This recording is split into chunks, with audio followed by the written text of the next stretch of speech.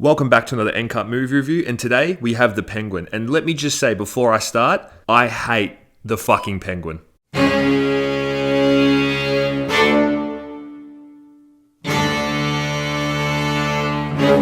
The Penguin is a miniseries that's limited to 8 episodes, and it's a drama crime show. And it basically starts off after the Batman of 2022, and is now showing Oscorp trying to make a play to take back the crime world in Gotham and rise his way up through the ranks. I have to say that there will be spoilers in this review. I won't go scene by scene. That's going to be way too long to review all of this, but I will be mentioning some of the highest highs that this show has and some of the very non-existent lows. So let's jump into this review. The Penguin is the best show that I have ever seen, and I will get to why I hate The Penguin later. But first, I need to say that at N-Cut, we always start with the opening scene because it sets the pacing and kind of gives you a look into what to expect in the series. And I tell you what, it did not disappoint whatsoever. So Oscorp is getting dirt on politicians or big drug family members, and he gets caught by Junior Falcone. And now he's got to try convince that he was returning these stolen documents or files or whatever the hell he was stealing. And then he gets into a conversation with Junior Falcone. And this is where I see Oz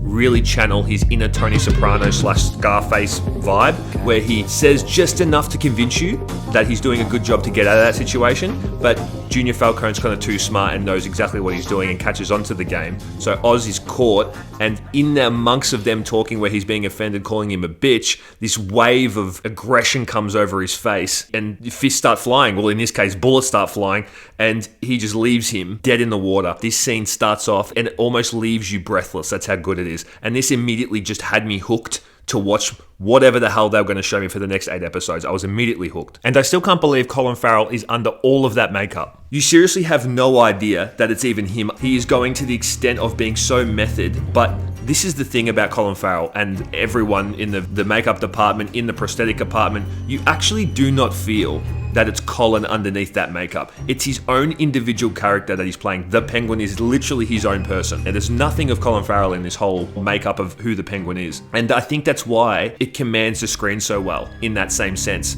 is because it is just the Penguin and not Colin Farrell. And that's not to say that, he can't give a little bit of something to the Penguin, such as a Italian mob boss that he was trying to portray in New York. It was very all over the place, the accent, but it really distinctively told you that is the Penguin. This is the type of person he is. But don't get me wrong, I still hate the fucking guy. But it's not just Colin that needs to be mentioned here, because he did just a phenomenal job and he should get any award and all the awards for it. You're goddamn right. Also, Cristin Milioti, who plays Sophia Falcone, who is this beautiful, calculated, methodical, elements of a psychopath character that complements Colin so well. And it's interesting that in this you see her trauma being pushed on screen, that she has her own story here that is not trying to just be a filler of a story. It could almost be its own TV show. That's how intricate her storyline was with her trauma. And she was experiencing that in real time, and not like Cobblepot, who was concealing that emotion and trying to play it out in his own way, not really on screen. It was kind of more concealed in the script. And so they kept on track, and the pacing was awesome. If you skip an episode or even, a scene in this TV show, you will miss a huge chunk of what the story's trying to tell you. It's almost like you won't understand the bigger picture at the very end.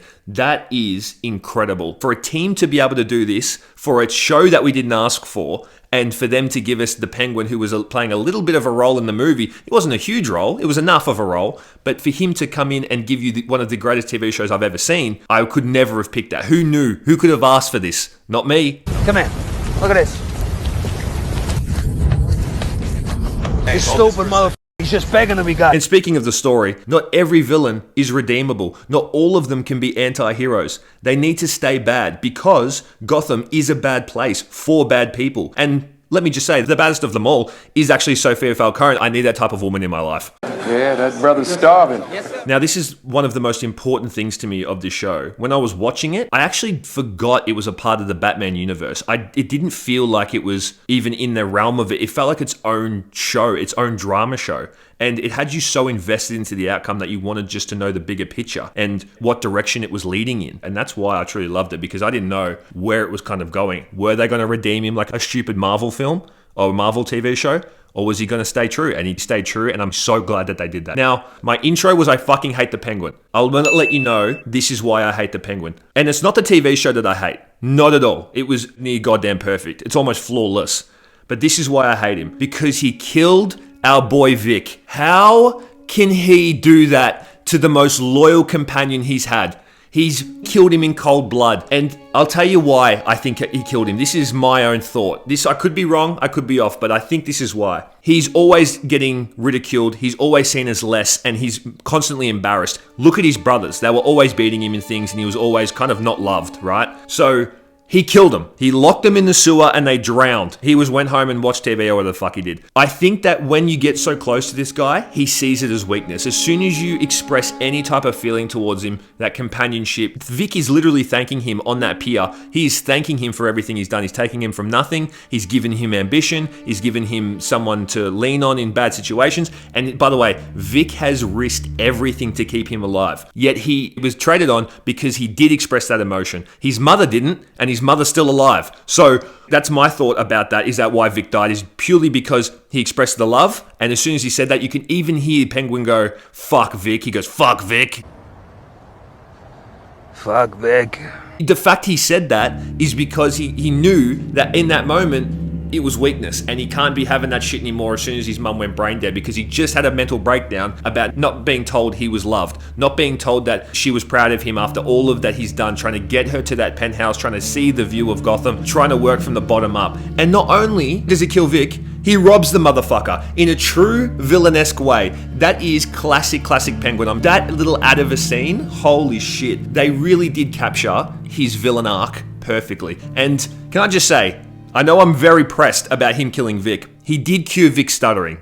Can we at least see that? And I think that this needs to be said. Matt Reeves is creating an impeccable universe that I'm just fully a part of. It kind of makes me want to move into Gotham a little bit. There's just one thing I want to mention. This is the only one bad thing that I've picked out of this whole thing. In episode, I think it's 7, there's a bomb that goes off in the tunnels in the operations plant that Oz takes over. There's literally a sinkhole in the middle of fucking Gotham, in downtown Gotham, the slums of Gotham. And it's as big as the fucking meteor that hit Earth that took out the dinosaurs. That's how big this thing is. Where's Batman in this situation?